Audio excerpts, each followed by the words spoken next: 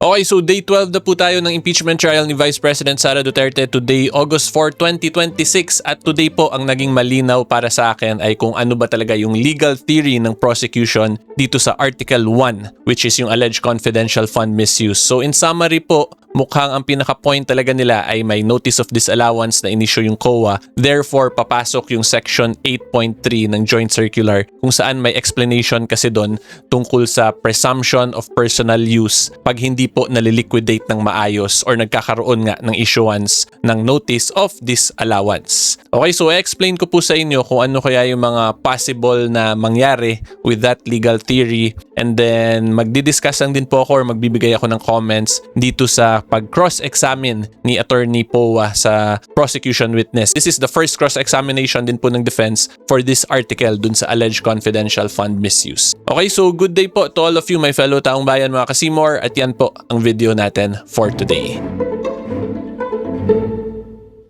Okay, so again, this is the 12th day, August 4, 2026 of the impeachment trial ni Vice President Sara Duterte. Tapos ang nangyari po today, unang-una nag-continue lang sa cross-examination si Attorney Kapunan, tapos natapos na po yung direct examination. So dito po ngayon yung naka-flash sa screen ninyo ay nagko-cross-examination naman si Attorney Powa. So yung una lang po talagang inatake dito ni Attorney Powa was the wrong information na si Vice President Sara lang daw during her term, yung first time na nagkaroon ng confidential fund, yung OVP. So ito po ngayon yung fina-flash sa screen. This was a letter noong October 16, 2014. So pinakita niya po to sa prosecution witness, and then kinlarify ng prosecution witness na based on this document ay may confidential fund din during the time of Vice President Jojo Binay. Para lang makorek yung misconception ngayon sa social media at sa general public because of the statement kahapon nung prosecution witness. And like what I explained yesterday, kahit naman nga po first time na si VP Sara lang talaga, yung OVP lang during her term nagka-confidential fund, ay hindi naman po yun illegal, di ba? Kasi allowed po yun under dun sa joint circular na pinagbabasihan din po ng prosecution. At yun po yung in-explain ko kahapon. And then may isa lang din po akong gusto i-point out pala dito kasi may part yung bago po sila mag-lunch. Etong part ay may napa-strike off the record dito si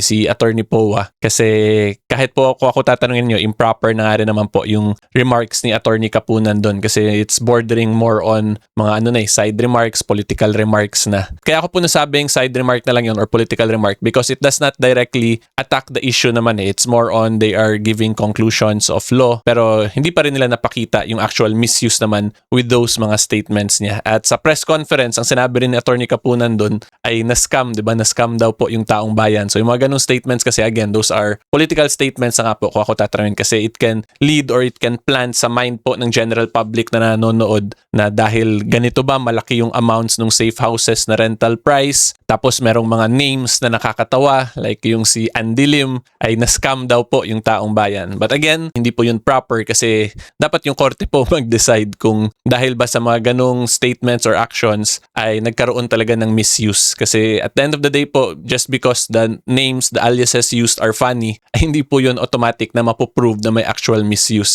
Iba pa po yung elements ng misuse from determining whether or not na may COA violations ba talaga. At yun yung more on in-explain ko kahapon. Iba po yung COA side, auditing side from the criminal or misuse side. And alam ko rin naman po na this is an impeachment process, therefore hindi naman kailangan talaga mapakitang may actual krimen na pinakita. Pero tandaan nga natin, meron pa rin kasing quasi-legal side yung impeachment. So we must still follow the rule of law. So yung mga side remarks, political remarks ay hindi po yun proper pag nasa legal proceeding na tayo. Kasi the parties to the case po should not be giving conclusion kasi expected po yun, di ba, na may bias talaga sila kasi tingin nila sila yung tama. And pangalawa, they should also not be lobbying the public para makakuha ng public sympathy.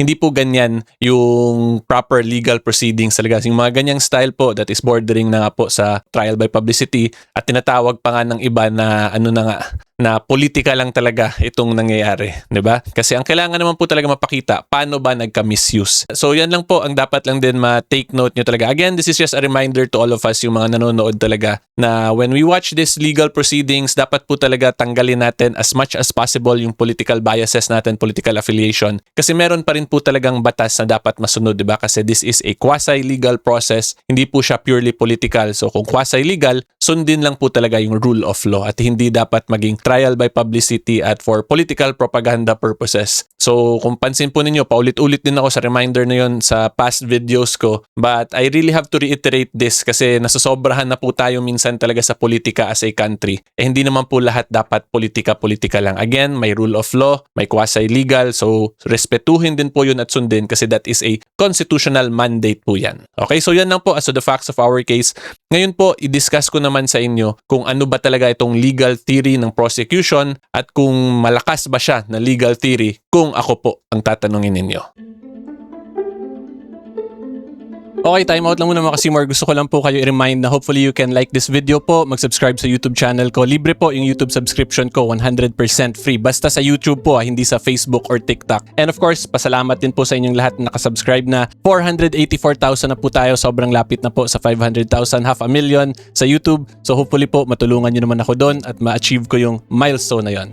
Okay, so ngayon po, tuloy tayo sa discussion. Okay, so for the legal theory of the prosecution, etong point talaga nila dito, kaya nila pinapresent yung witness. This is a witness po kasi from COA, di ba? He is a investigator, a COA auditor. So pinapakita lang nila na nag-issue talaga ng notice of disallowance yung COA. Tapos, by the manner po na tinatanong ni Attorney Kopunan yung witness, ay gusto nila ipakita na meron talagang irregularities na ginawa yung OVP at DepEd dun sa confidential funds. Like dito, minention na 2 million daw yung safe house. But again, kahit na po mataas yung presyo, hindi po kasi automatic nga yun na mapapakitang misuse agad yun. Kailangan pa rin mapakita kung paano yung actual misuse. And yung actual pong inexplain dito ng prosecution witness ay sinabi lang niya na under irregular daw yung nangyaring pag-comply dun sa auditing requirements ng OVP. Pero the COA nga po, the notice of disallowance, that is simply for auditing purposes mainly. And then ang next po after mapakita ng prosecution na may notice of disallowance ay kino-correlate nila ngayon dito sa joint circular. So again, this is joint circular number 2015 between the COA,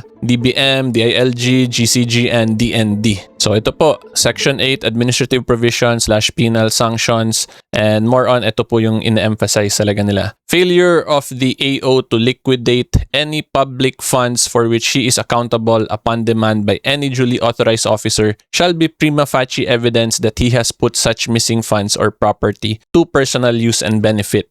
So kung makita po ninyo, yung theory nila, may notice of disallowance, therefore hindi na-liquidate ng maayos. So papasok tong presumption na to. So pag pumasok tong presumption na to, even if hindi nila directly mapakita yung actual misuse, ay meron pa rin daw pong presumption na ginamit yung funds na yon for personal use and benefit. Yun yung pinaka legal theory po na nakikita kung gusto talaga i-establish dito at i-point out sa senator judges at sa general public ng prosecution. So ang una ko lang pong mako-comment talaga sa ganung legal theory, yung COA po kasi na notice of disallowance, again, it is for auditing purposes. Hindi po siya to determine whether or not a crime has been committed like corruption or malversation. So ito pong presumption na to, ang nakikita ko lang po talagang legal value dito ay kailangan muna may mag-file ng ibang criminal case tapos yung notice of disallowance ng COA ay pwede gamitin as evidence para magkaroon ng presumption na nagkaroon nga ng personal use and benefit. But that is nga po for presumption purposes lang. Meaning, pwede pa rin po yan i-refute or basagin ng defense yung presumption na yun. And then, pangalawa po, in the real status of this notice of disallowances ay wala naman pong pending na criminal case na final against VP Sara. So criminally, wala pong any presumption na nag-a-apply talaga in any judicial proceeding. Diba? So ang next question na lang dyan ngayon, pwede ba na itong presumption ay i-apply dito sa impeachment process? So ang sagot po talaga dyan, magiging depende po talaga yan sa senator judges kung i-consider nila na itong presumption na to is sufficient ngayon to constitute as an impeachable offense.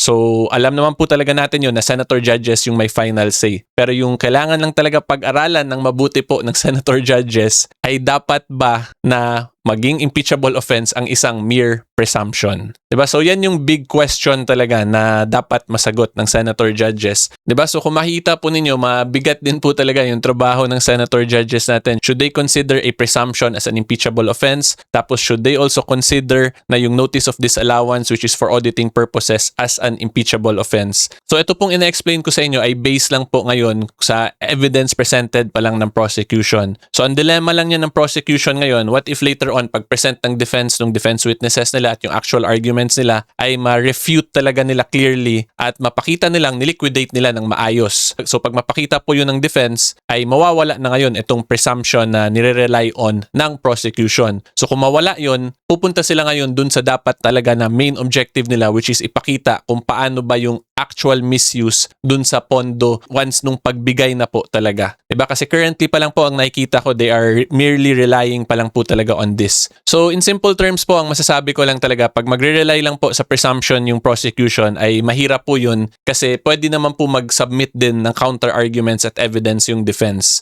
So pag mag-submit po ng counter-arguments yung defense, ay mawawala na yung presumption na yun. So pag mawala na yung presumption, edi wala na rin po yung allegation basically ng prosecution. So sa ganito, yung best po talaga sana ay mapakita kung ano yung actual misuse at hindi lang sila mag-rely sa mere presumption. Pero of course, we also have to consider din yung side ng prosecution kasi baka wala na rin talaga silang makuhang evidence or witnesses na magpapakita ng actual misuse yung once pag-release na po talaga ng pondo. So pag wala po kasi yun, of course, you have to go to the second best na approach, which is yung ganito na mag-rely on presumptions. Okay, so ngayon po, pag-usapan naman natin yung cross-examination ni Michael Powa kasi meron din po siyang ni-raise doon yung tungkol sa 1992 na COA circular. So ito po, I'm not sure kung mababasa nyo kasi medyo maliit, pero tingnan nyo na lang po sa YouTube account ng Senate of the Philippines tapos 1:28 PM yung timestamp at mas mababasa nyo naman po yun dun. So basically ito po, yung pinabasa ni Attorney Powa dito was the rationale and purpose of confidential fund and intelligence fund. Tapos ito po, basahin ko na lang din. Whereas these intelligence and confidential activities by their very nature are highly sensitive and confidential operations or missions, the details of which cannot be divulged without posing a threat to national security or to the success of the mission, whereas as now being required the submission of receipts, bills, or commercial invoices in support of disbursements from these funds for rental of safe houses, purchase of meals, or supplies and other expenses might create a leak of information that may threaten the confidentiality of the intelligence operations, endanger the lives of the safety of the agents and employees of the government agencies, and result to a failure of the mission, whereas in many instances it is impractical and sometimes impossible to obtain such receipt, bills, commercial invoices during intelligence operations, whereas by its very nature the use of intelligence and or confidential funds requires an approach allowing more flexibility in intelligence operations. So yung pinaka-point lang talaga ni Attorney Powa dito is because of the nature of confidential funds and intelligence funds based po on this COA circular na 1992 ay hindi pwede or hindi basta-basta dapat maglagay ng mga totoong information kasi baka magkaroon ng leak of information which will compromise the safety and security of the operations or the agents na gumagawa ng mga intelligence or confidential operations. And then, ang kinounter dito nila Attorney Kapunan ay superseded na daw to siya because of itong 2015 na joint circular. And then, yung counter naman po ni Attorney Powa doon is ito, yung Section 9 na repealing clause nung joint circular. Ang nakalagay, all circulars, memoranda, rules, regulations, and other issuances inconsistent herewith are deemed repealed accordingly. So ang magandang next i-take note ng senator judges dito is whether or not ito bang joint circular is considered inconsistent dito sa joint circular 15. So yan po yung next na magandang abangan natin dito kung ano kaya yung magiging appreciation ng senator judges, whether or not considered ba as inconsistent itong 1992 na circular na to, therefore hindi na effective. Diba? So yun yung isang interesting development po na nakita ko kasi pag titingnan lang po natin itong 1992 circular ay tama talaga yung laging sinasabi na confidential nga eh. Diba? Yung ganung argument na sinasabi sa general public po sa social media kasi pasok na pasok po siya dito sa explanation dito sa 1992 circular. Okay, so yan lang naman po ang interesting talaga sa cross-examination on top dun sa pinakita ni Attorney Powa na meron din during the time of VPB9 nga ng confidential funds. But again, like what I explained, hindi naman po illegal kahit first time lang yung panahon ni VP. And then kung panoorin nyo po in full itong cross-examination ni Attorney Powa, may mga questions po siya dito sa witness kung saan sinasite po niya yung mga provisions ng joint circular tapos ina-explain niya kung ano yung mga sinubmit nila. Therefore, yung gusto lang talaga niya i-point out, compliant naman daw sila sa auditing practice. But overall po, masabi ko lang side issue nga lang po yung mga ganon kasi hindi naman talaga yung auditing yung main issue dito. Yung main issue po talaga is whether or not nagka-misuse ba, meaning kinurakot po ba talaga ginamit for personal use yung confidential funds at hindi po kasi yung auditing standard lang or auditing practice yung actual issue dito. So yun po talaga yung dapat maintindihan ninyo para hindi po kayo maligaw sa kaso kasi meron po talaga yung pinaka main issue and then usually nagkaka-side issues pa po yan. Overall po, ang masasabi ko lang same pa rin po talaga yung status ng case kasi hindi pa naman po napapakita or wala pa pong evidence or witness presented yung prosecution kung paano yung alleged actual misuse of funds. Yung meron pa lang po silang na-present ay yung para lang sa pag-audit, pag-issue ng cheque, and now they are relying pa lang po talaga dun sa presumption, dun sa section 8 ng joint circular. But of course, presumption ay pwede po yan basagin later on via itong cross-examination or even via pag-present po ng defense ng witnesses na nila. Okay, so kung curious naman po kayo kung legal ba talaga na magka-confidential or intelligence funds yung OVP at DepEd, yun po yung sa Day 11 video natin which is in-explain ko po yan dito. And special thanks po dun sa mga Associates for Truth yung kasali sa membership program ko sa YouTube. Huwag niyo po sana kalimutan i-like itong video, mag-subscribe sa YouTube channel, mag-follow po sa Facebook and TikTok for behind the scenes /Maritesan. And until next time, see you all po. Bye-bye!